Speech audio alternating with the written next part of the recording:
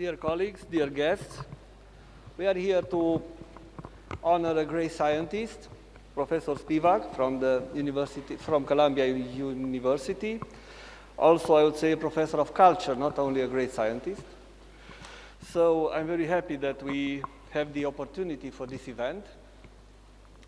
As I am doing during these kind of ceremonies, I try to offer to our guests a brief overview of UBB, and after that, our colleagues from the Faculty of Letters will go more into the details about the scientific activities of Professor Spivak. And dear Professor, I would just start to say that at this moment, UBB is the largest academic community in Romania.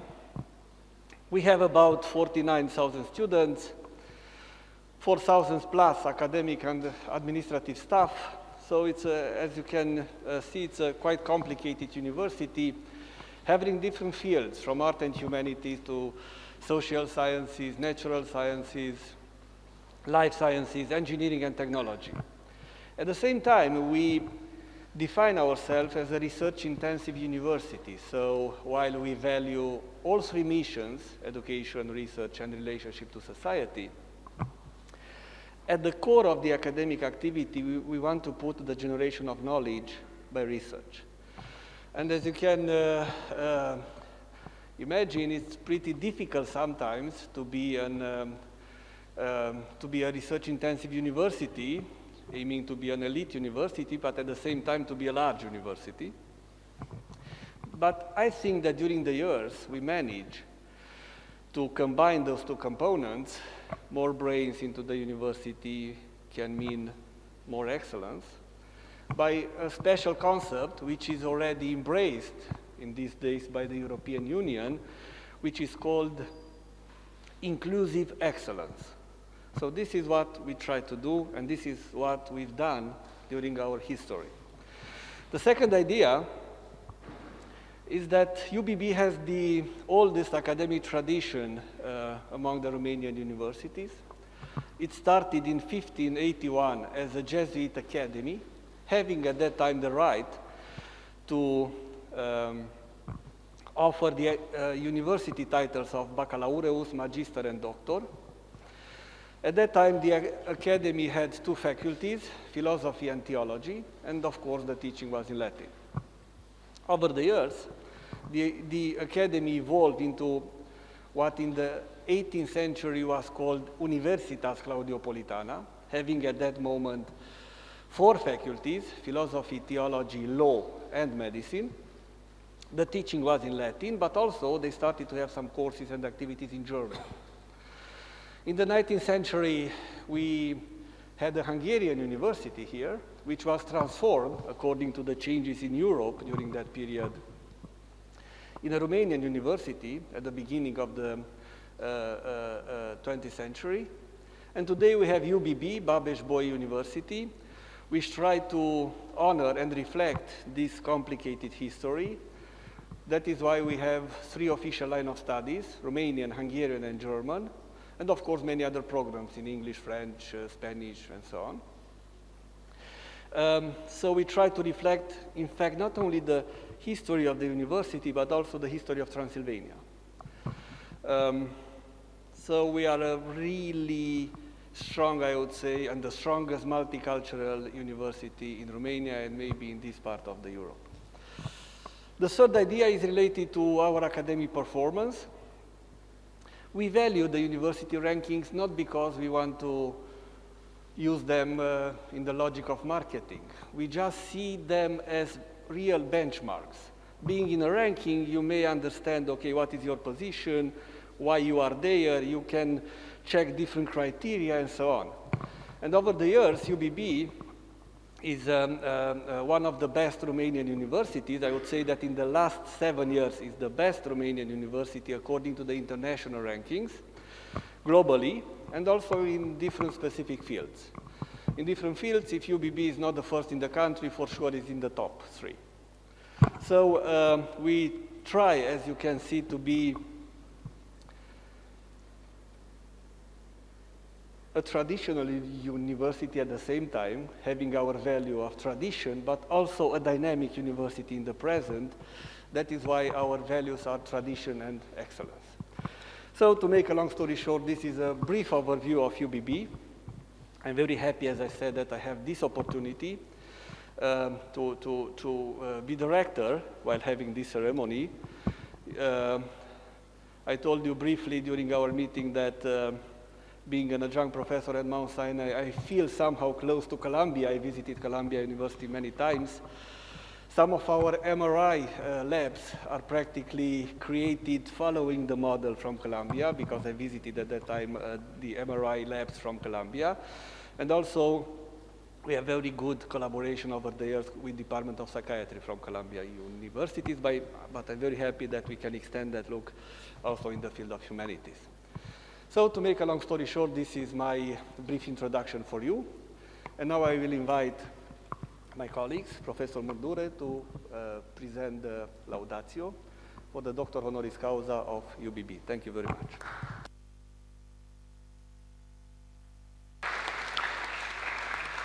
Thank you, Professor David. Distinguished Professor Daniel David, Rector of Babeș-Bolyai University, esteemed members of Babeș-Bolyai University Board and Senate, ladies and gentlemen, in the short span of time allotted to this Laudatio by the schedule of today's event, allow me to make some considerations, very brief ones, about the personality of Professor Gayatri Spivak, one of the world's leading literary critics, theorists, and feminist intellectuals, and about the significance of this DHC event. This ceremony is, in my opinion, a very strong signal that the university must be a free forum of debate for all approaches, theories, and ideas. Let us remember that not such a long time ago, there were discussions in Romanian society about forbidding certain research topics. These discussions were not only in the media, but coalesced even in the highest forum of Romanian democracy, the Romanian Parliament. Babeș-Bolyai University, through its rector, Professor Daniel David, was among the first to react. One can agree or disagree with a theory, but censorship is unacceptable. I say unacceptable, ladies and gentlemen, even more so as Romania is a country where freedom of expression was paid dearly at the end of December 1989, even more so as not far from the place where we are now, people died for freedom, and I do believe that something like that cannot be forgotten ever. Professor Spivak is among the foremost literary critics and theorists who have achieved truly international eminence, and one of the few who can claim, truly claim, justifiably claim, that she has influenced intellectual production on a global scale. I do not want to use the short time allotted to this Laudatio with the enumerations of her books, articles, visiting professorships, academic awards. They are well known, the list is overwhelming. Her professional trajectory, route is well known. Rather, I shall try to sum up what I, as a Romanian scholar teaching at this university, could learn from her work, how I engaged with the writings of this exceptional scholar. One of the earliest preoccupations of Professor Spivak was translation. In 1976, she published the English translation of Derrida's Grammatology, preceded by a preface, which became a seminal text as far as the understanding of postmodernism and Derrida's method is concerned. But Professor Spivak's preface can also function, and it does function, and it is used as a prescriptive methodology for the practice of translation. Professor Spivak's paratext integrates a metaphysics of translation and a metaphysics of language. What is translation, in fact? Does translation free a pure language, captive and captivated in the original? I do not dare to sketch an answer to this extremely complicated question, but remind you that Professor Spivak translated also Bengali literature and theorized upon translation in numerous articles, essays. Translation prolongs the life of the source text. For Professor Spivak, practicing translation and theorizing on translation are not binary activities separated and discontinued. Translation is reading, empowerment, rewriting, revisitation. Translation is one of the most efficient tools of critical pedagogy. It is an incessant shuttle between languages and cultures. It is love for the source text and violence also. The translator's task is to facilitate this love between the source text and its shadow, the translated text. In the highest sense, translation is of course necessary, but also tragically impossible. Hence, the necessity to choose the path of Sisyphus and keep offering new translations. Translation does not refer only to certain sets of text. It is an activity applicable to all sorts of cultures, social practices, because when we translate culture, we translate meanings.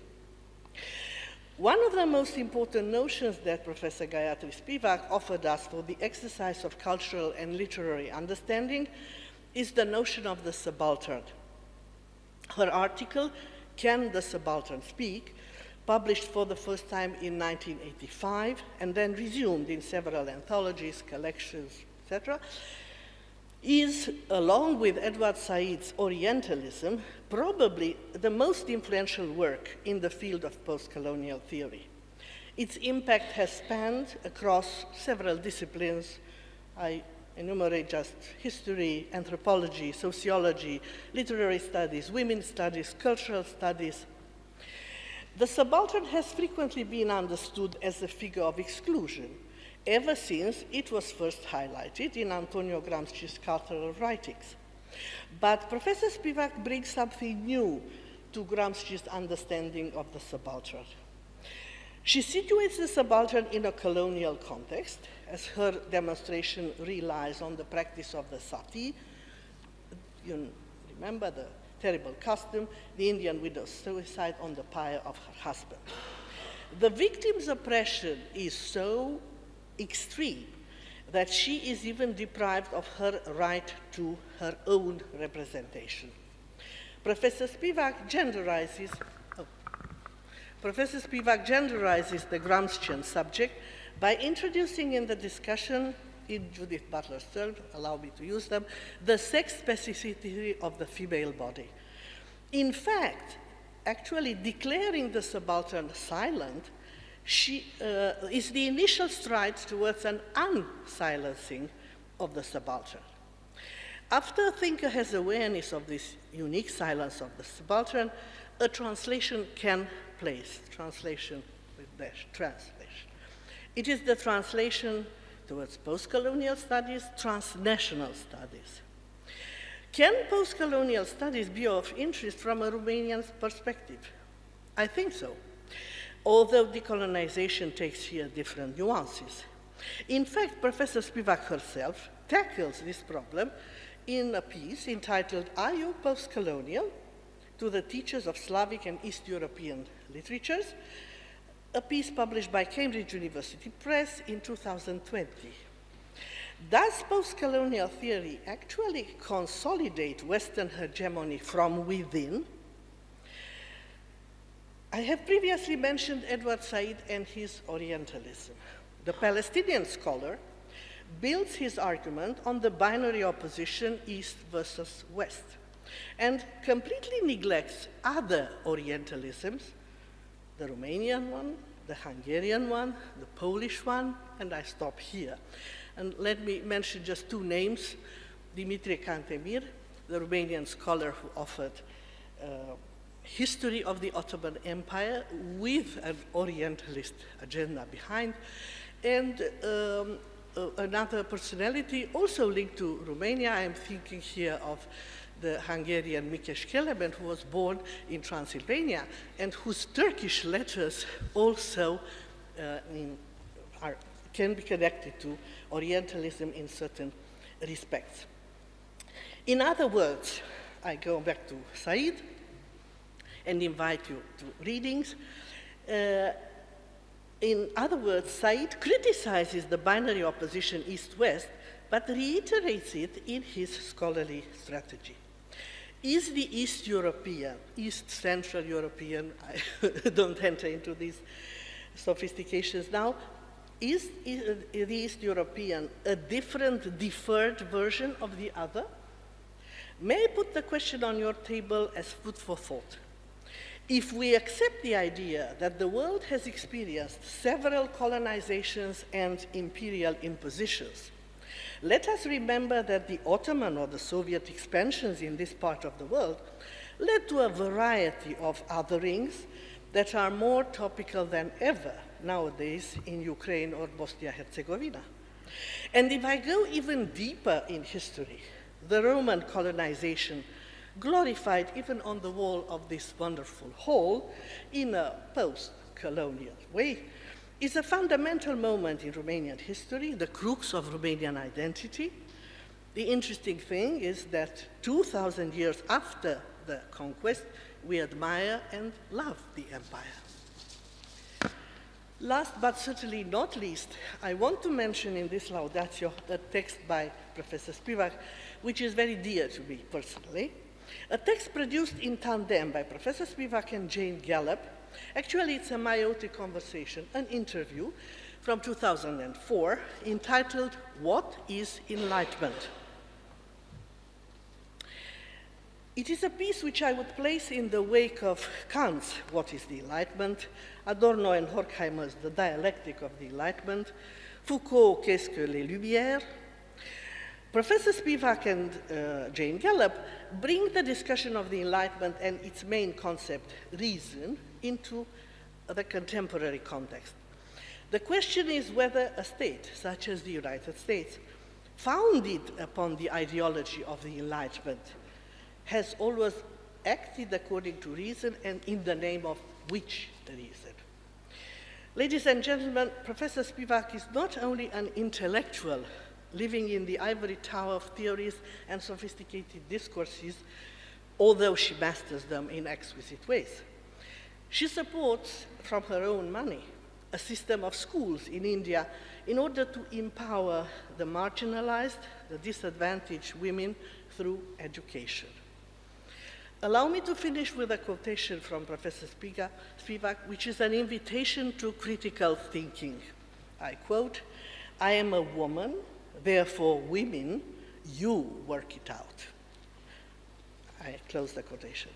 Learning from Gayatri Spivak is, in my opinion, not only a matter of getting one single correct interpretation, but having the audacity to accept that truth is not reductive or simplistic. Thank you, Professor Spivak, for everything that you have done and are doing.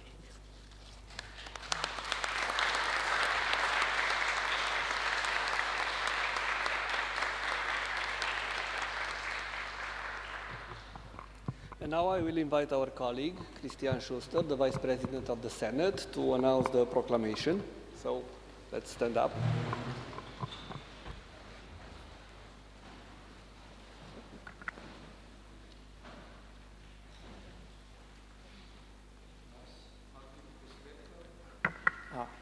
Nos magnificus rector, nec non clagissimus preses, et alme matris Babeș-Bolyai Universitatis Senatus, atque nos literarum facultatis decanum, audacissime ac sapientissime domine, Gayatri Chakravorty Spivak, alme matris Columbiae in Nova York Universitatis professori, dum suam extraordinariam ad literarie criticae et theorie incrementa innovatorie post-colonialium studiorum, nec non mulieris in literaturam Republica collocationis subsessionis tramite facienda contributionem, suam assiduam in contemporaneo mundo humanistacorum studiorum valori, ac parti fiduciam, nec non suam audacem in mulieris ex marginabilibus et vilibus plagis provenientes educationes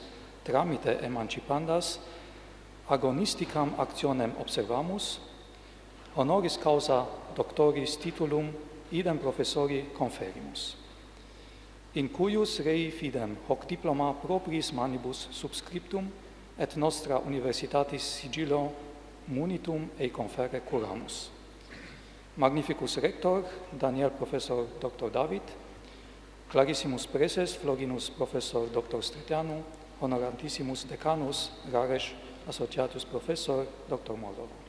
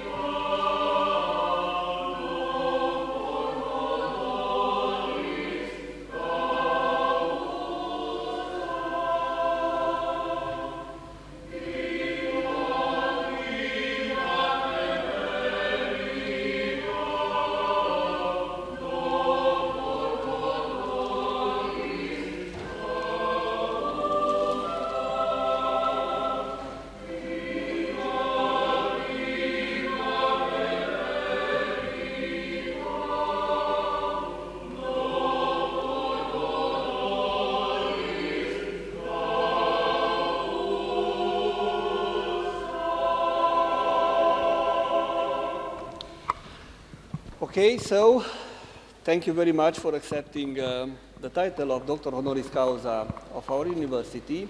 And now, as a member of the UBB academic community, dear professor, you have the floor. Thank you. Thank you, Rector. Can you all hear me? I have the mic. Well, now you can hear me, right? Okay, I'll sit down, I think. Thank you very much. What really connects us is that we do not think an educational institution which is large and yet focused should run on the logic of marketing. Bravo.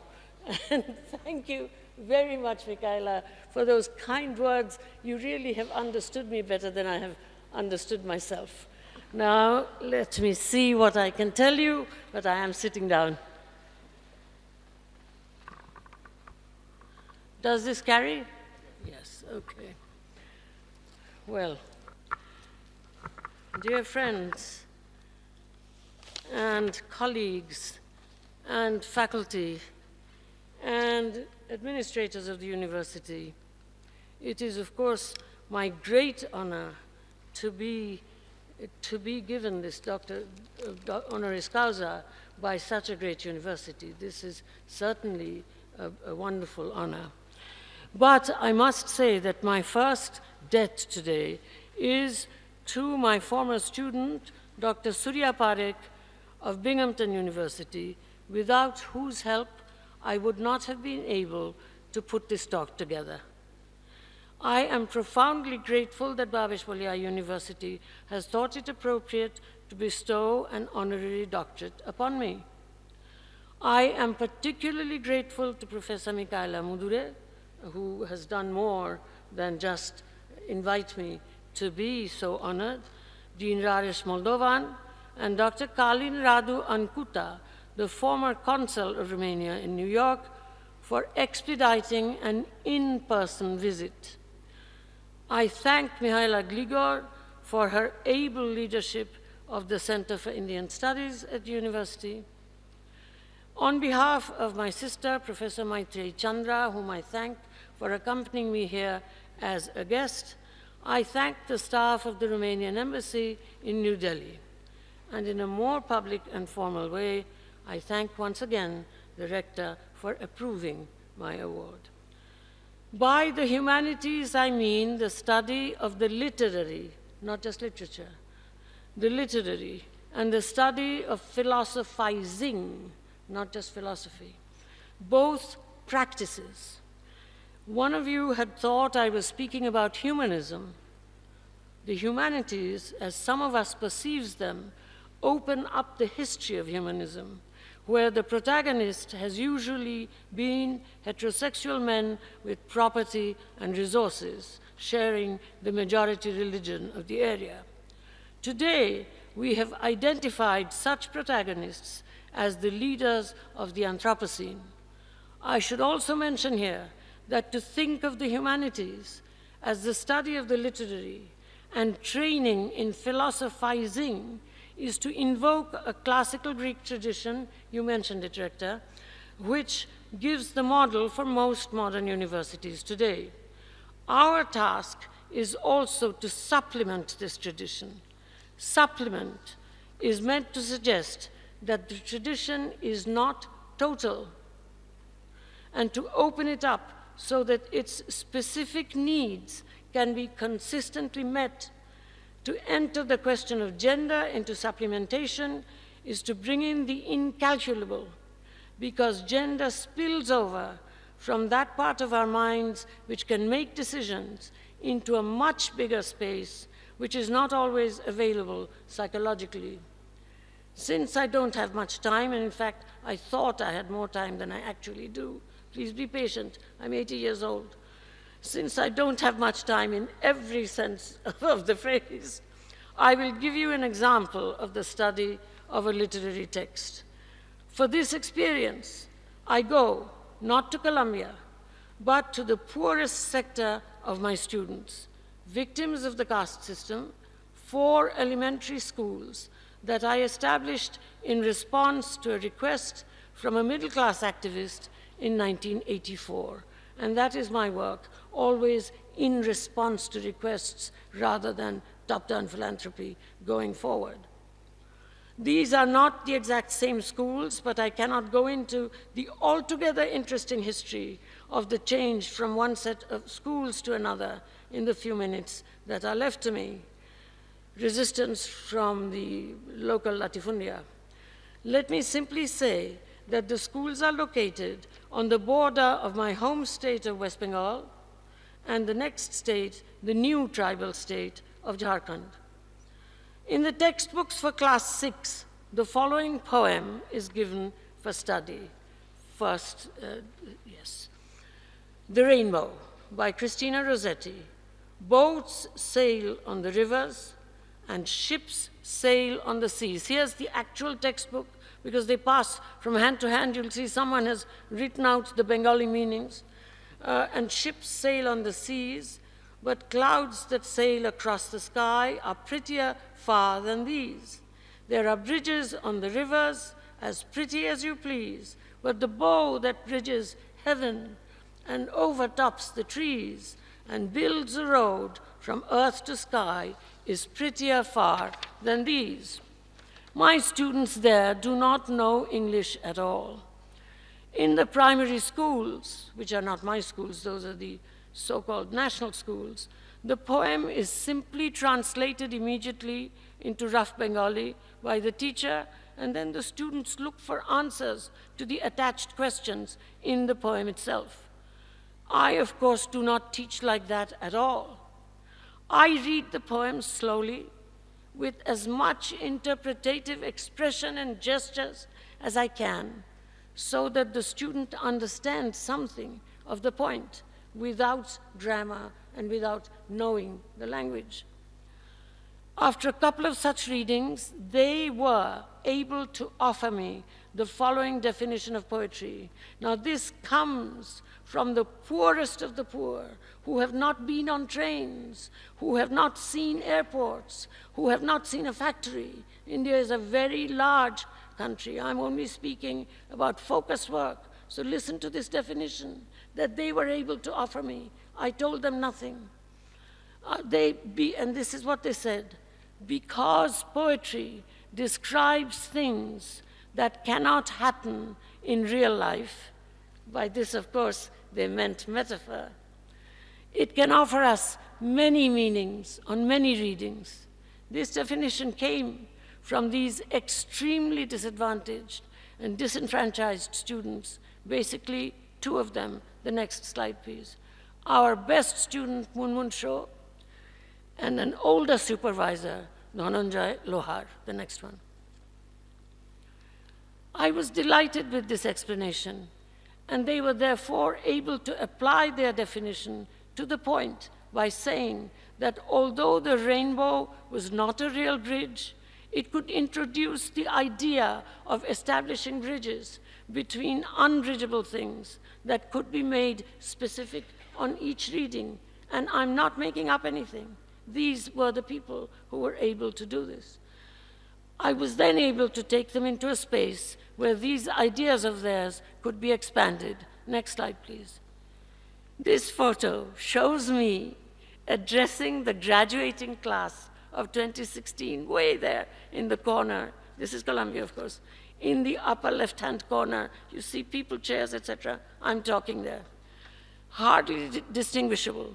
I did not know that a rainbow had risen behind me while I was speaking. My former student and current colleague, Professor Brent Edwards, sent me this photograph to inform me that my audience could see the rainbow, although I couldn't. My two students in the villages were now able to make an imaginative leap from their class 6 textbooks to me addressing my elite students. The way I was addressing them, a metaphorical bridge was built, and an act of imaginative activism was performed by the students, and a movement from subaltern to elite, those schools to Columbia, a movement from subaltern to elite was performed for the moment through poetry. I was then able to move to their own arena and show a picture of one of the workers involved in my ecological project, quickly building a mud bridge. Next photo, please. Quickly building a mud bridge over a bit of water so that I could cross to one of the fields without wetting my feet. Bridges of various sorts, connections through the imagination.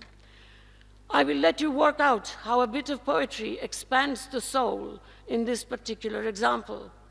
This beautiful area where we sit, and which was called Romania at least 500 years ago, has seen tribal conflict millennially.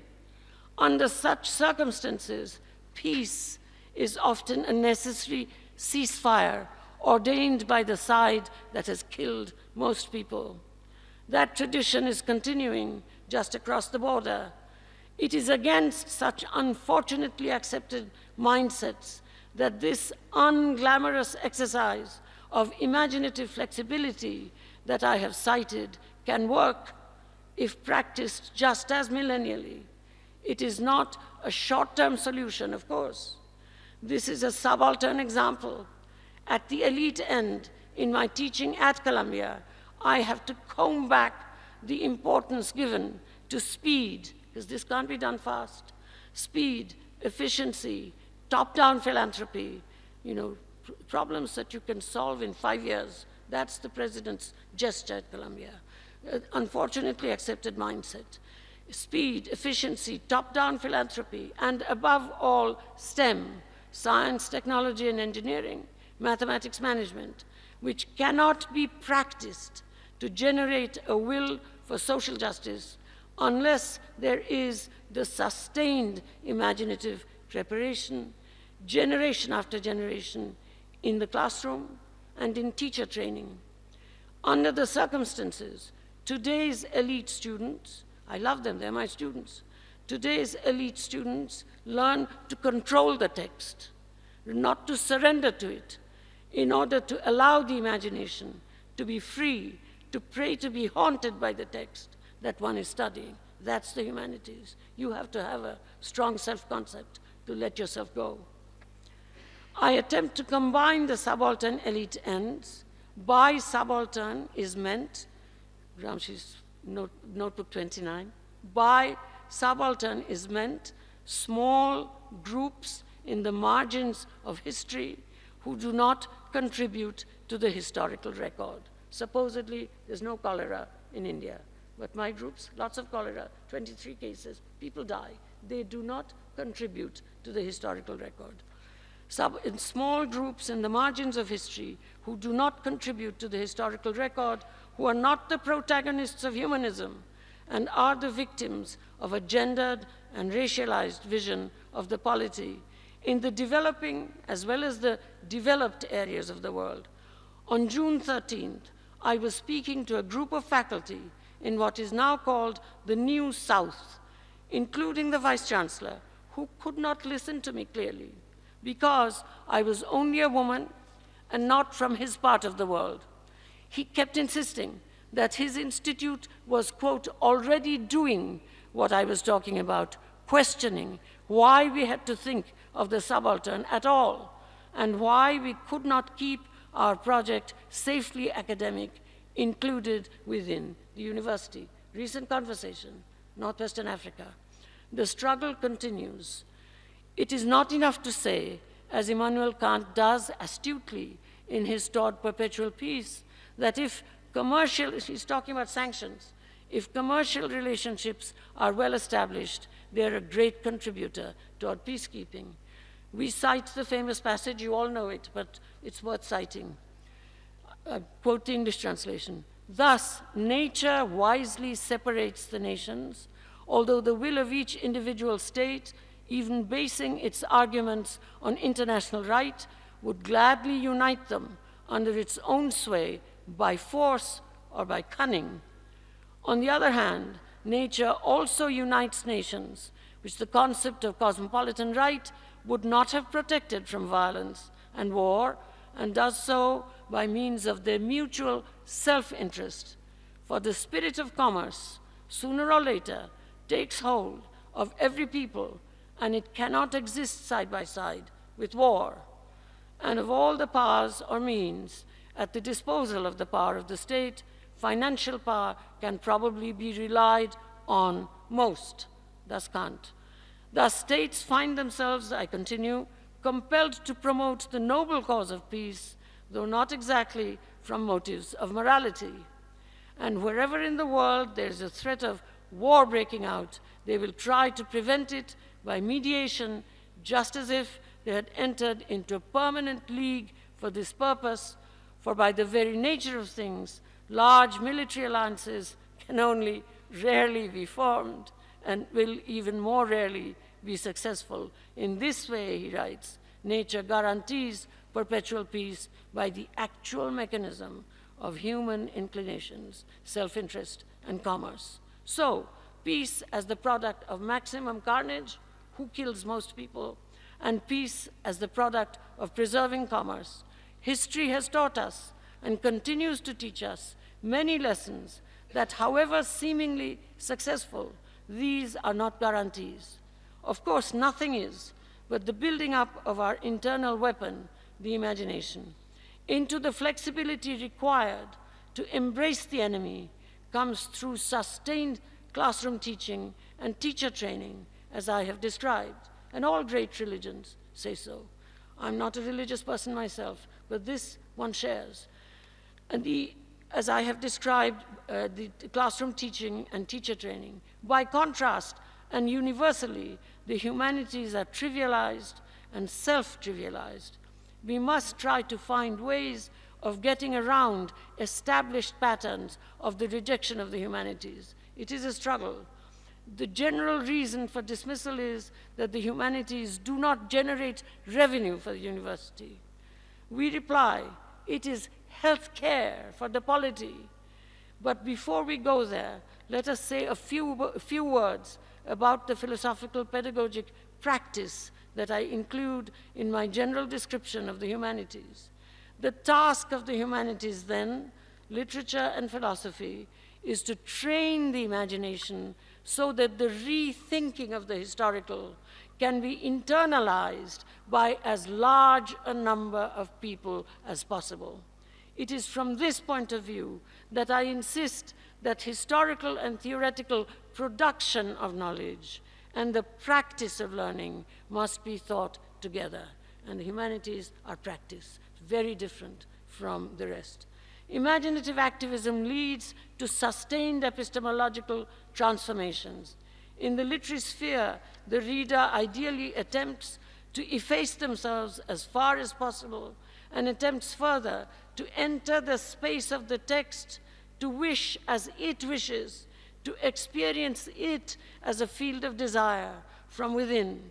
In the philosophical, the philosophizing teacher and student train for the imagining of a generalizable rational being. Here the word rational does not mean the reasonable, or from the rational as the adjective in rational choice, which drives the world of political and economic predictions, which in turn write the life of most of us struggling in or ruling the world. Anyone, same difference. Our hope is to bring reason and imagination together in the disciplinary humanities and expand it into the human sciences, as well as law and architecture. A new perspective, a new practice, faculty development seminars, a world without end. I repeat what I said in 2016 in a passage that has gone somewhat viral. I'm a teacher of the humanities. I do not directly influence state policy. Humanities teachers are like personal trainers in the gym of the mind. They believe that unless this work is done at the same time as agitating for merely legal change, generation after generation, persistently supplemented by rearranging the desires of people, nothing can succeed. In the long run, if laws have to be constantly enforced, and I'm thinking of my colleague Joseph Stiglitz, who now speaks of enforcement all the time. He's a wonderful guy, Joe, but not a humanities man. So if laws have to be constantly enforced on the majority without any change in how people really think about rape, honor killings, gender discrimination in general, and I mean people, men and women, the laws become useless, ways of dodging them proliferate, and forces take over. Not a feminist world. Short-term problem solving should not be stopped. There are too many problems. But the kind of work we do, silent work, quiet work, slow work, is the work that sustains everything. Public awareness, so-called, preaches to the choir. At best, makes the choir a bit larger. Sustainable is used only in the economic, ecologic sphere. We humanities teachers can be the sustainers because generation after generation, we can produce the will to sustain, lasting will. We can work toward being the long-term producers of problem solvers, not solving problems. We do not solve problems top-down, 24/7, with little result.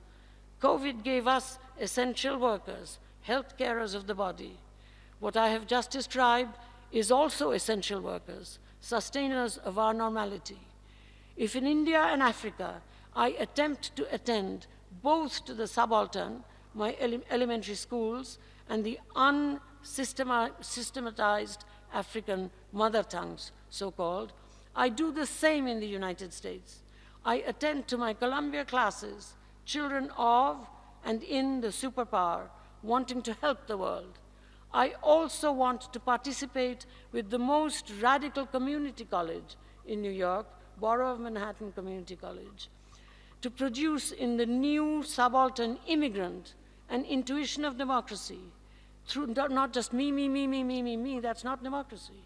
It's other people. It's very hard with the very poor, not the intuition of democracy. Humanities for peace, not just asylum. With a view to this, I have already suggested to the Comparative and International Education Society, an old society, as well as the World Economic Forum, I was on the ethics committee until it had to go. I'm sorry I'm taking your time, just a little bit patience. That there should be an appropriate overhaul of the world's teacher training system. I think merely building school buildings, donating books, and employing teachers is a wrong way to bring about democratic education. The most important first item is intense on-the-job teacher training. The second item is to establish such possibility of teacher training all over the world, because today we have international civil society structures within which those kinds of institutions can be built. If the World Health Organization can be built, so can this. We must now think otherwise. In other words, we have a model on the other side, that is to say, religious fundamentalists. They know this, and in order to secure political power in the future, establish schools for children in a very extensive way. We have a model on the other side that would like to destroy social justice because they think history is a series of vendettas. I win, then you win. We must now think of this teacher training enterprise to provide an ethical base for the productive use of technology in the post-state fashion that globalization seems to have made possible.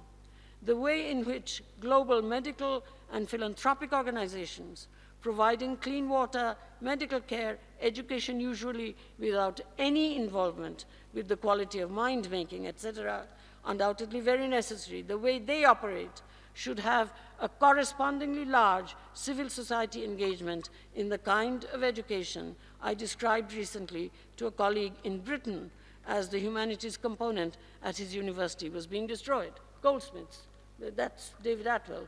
It is to him that I spoke.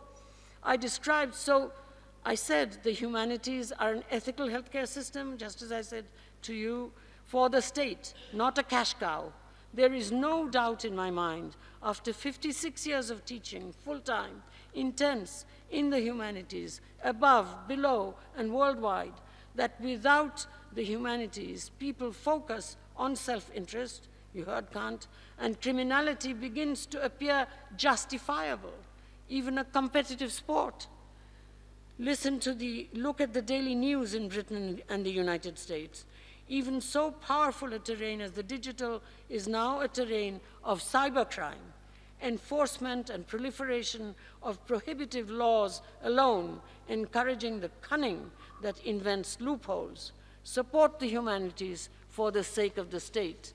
You do not see the effects directly, but there is no other long-term and continuing solution. Development workers are urged to work with the community. For this, we need a certain kind of development worker who, armed with a fine knowledge of the native language, and as many of you know, for the development lobby, so-called, the world's wealth of languages is an inconvenience, and that is also an arena where we are active. It's very hard to know how to get around this one, but so easy problems are there for other people to solve. For this, we need a certain kind of development worker who, armed with a fine knowledge of the native language, and here the diasporic population can help us, is ready to go to preparing the mind of the largest sectors of the electorate, learning from their own mistakes so that they can think and act democratically. My suggestion to the Comparative and International Education Society that I mentioned and the World Economic Forum has been, I repeat, for a worldwide, permanent, and persistent revolution, an educational initiative on a thoroughly decentralized cellular model and an ongoing effort to keep it that way. I come back to classroom teaching, this is my last move, the irreducible method to close my remarks. If in Indic subalternity, Dalits, I have chosen to teach an English poem, as you saw, for the international elite, I choose a text in my mother tongue, Mahashita Devi's Pterodactyl, Puran Shahai, and Pirtha, Pterodactyl, Puran Shahai, and Pirtha, translated by myself. The entire story is worth reading, but I will cite just a few passages from a piece by me reading Pterodactyl. In the story, a pterodactyl from the Mesozoic age appears among some tribals of the Chhattisgarh area. Next picture, please. The area circled is Chhattisgarh. Among some tribals of the Chhattisgarh area, which in actuality is a locus of violence, Mahashita offers an alternative Chhattisgarh in fiction, which is not violent at all. Puran Shahai, a politically engaged journalist, comes to investigate the appearance of the prehistoric animal. In the process, he learns to read in our way that I've been describing. And in the central passage that I will quote, he attempts to stage the ancient bird's desire in his own imagination. He is speaking, imagining, with no guarantee Literature learns from the singular and the unverifiable, the hardest thing to learn. And that's what we see here. See, so he's learning to read. Mahashita offers the distinction between extinction by planetarity, geologically inevitable, on one side, and anthropocentric extinction, as imagined by Puran, trying to read what the pterodactyl's message might be. Puran imagines what the silent pterodactyl might be thinking. I'm now quoting my own translation. And this first sentence is about planetarity. We, Puran imagines, prehistoric life, are extinct by inevitable, natural, geological evolution. And then Puran imagines that the bird is thinking, you too are endangered. You too will become extinct in nuclear explosions, or in war, or in the aggressive advance of the strong, obliterating the weak, which finally turns you naked, barbaric, primitive. Are you going forward or back?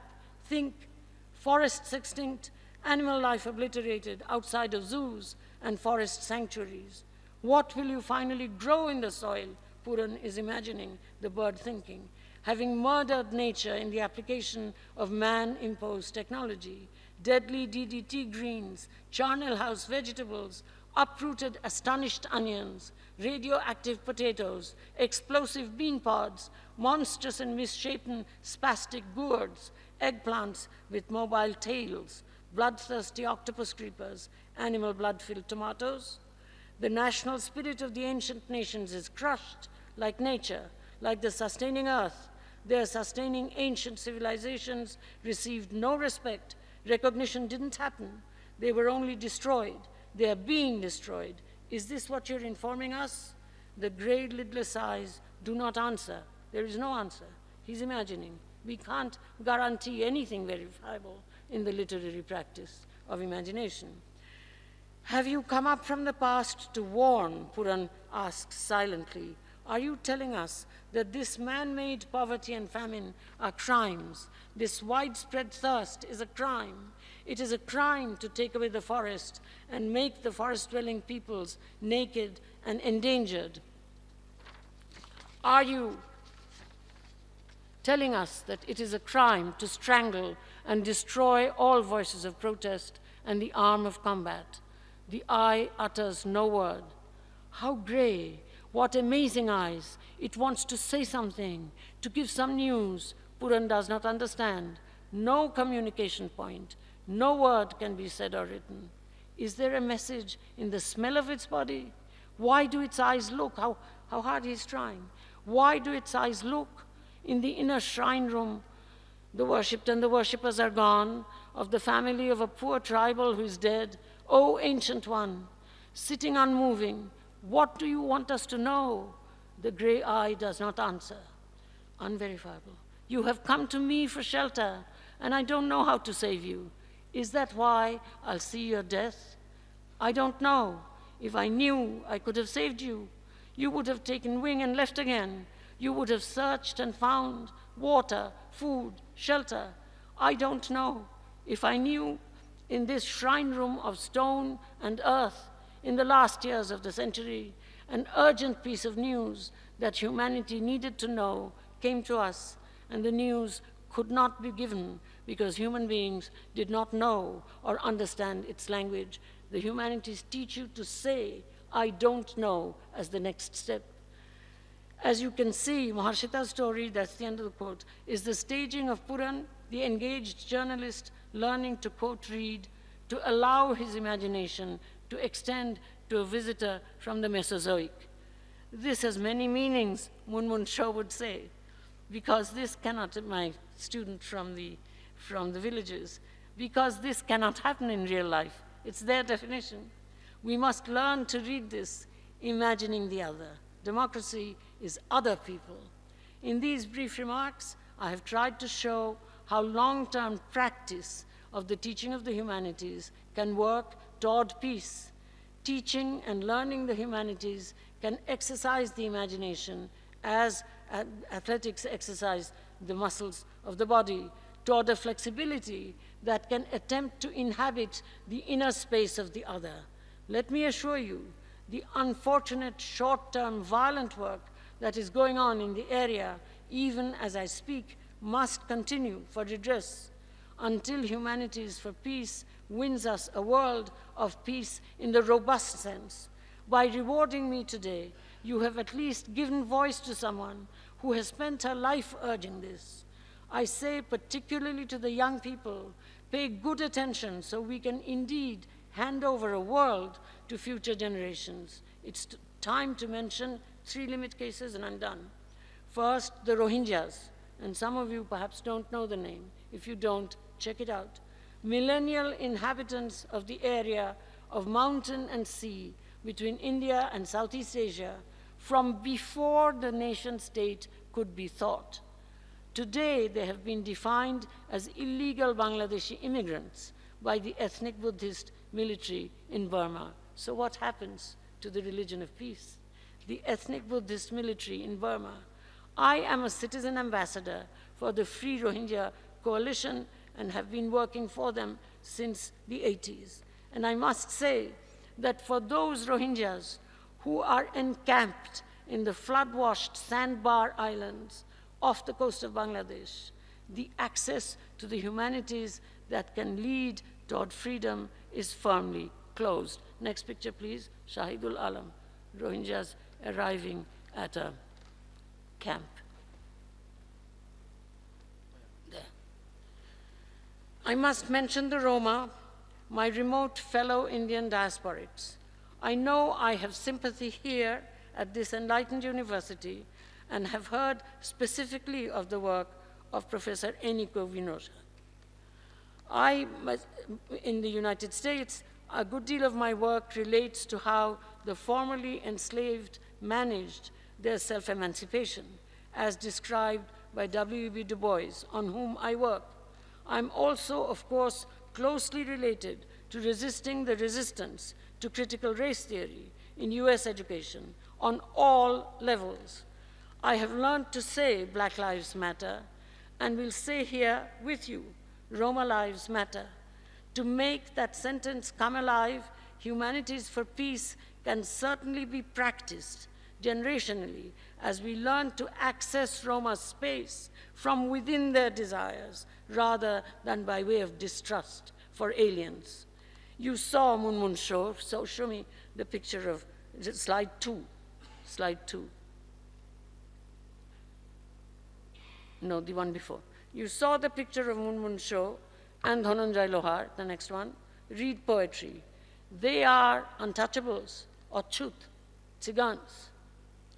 And finally, a personal note as I repeat the short-term need for peace as the highest number killed, or that terrible word, diplomacy. My first husband, Spivak's father, was born in the rural area just north of Kiev and came to the United States with his parents, avoiding Jewish pogroms during the Great Depression as a child. In spite of the history of discrimination, he loved that space, missed it, and spoke of it. He's gone now, but those first white relatives of mine were kind to me, and I think of them as I see the destruction of Ukraine. So, to the young people here again, if there are any, undo this world for us and for them. Thank you.